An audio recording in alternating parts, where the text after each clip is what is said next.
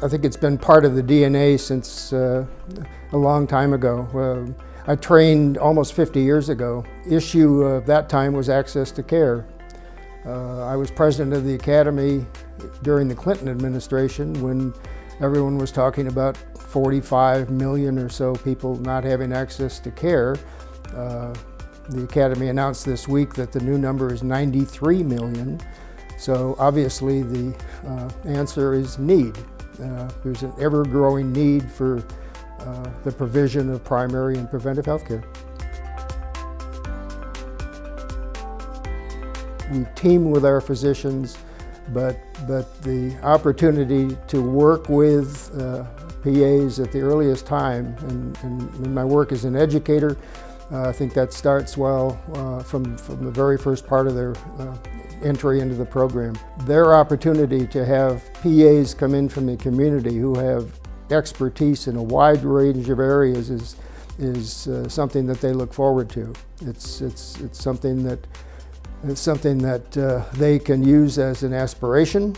They can be inspired certainly by these people who are so skilled, and then when they go out into the clinical environment or working with preceptors who are physicians as well, they see how the team works, but more importantly they see the value and the work done by the PAs themselves.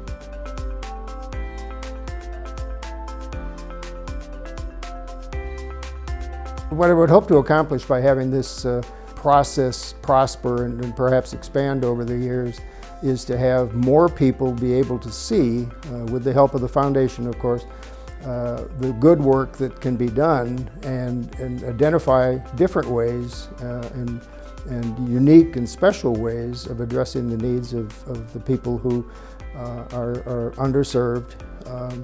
That's already proven itself in some of the cases with the people who've received this fellowship opportunity, because they've been able to expand their practice in some cases, add some additional equipment to their inventory of diagnostic tools, and then perhaps be able to treat those patients more efficiently and more effectively without referral.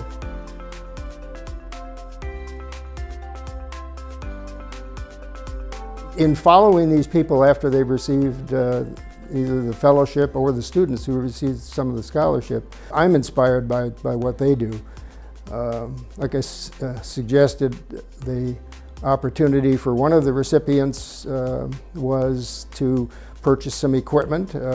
One of the new areas that PAs are becoming much more expected to use in their diagnostic work is ultrasound.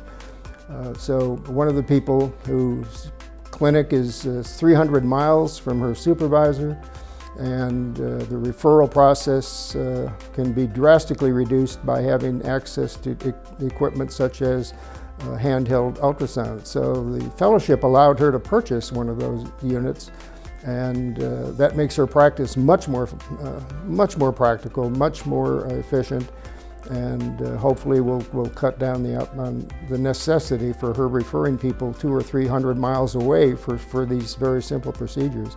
And there are several examples like that. I find that to be exactly what I intended and hoped that this fellowship would provide.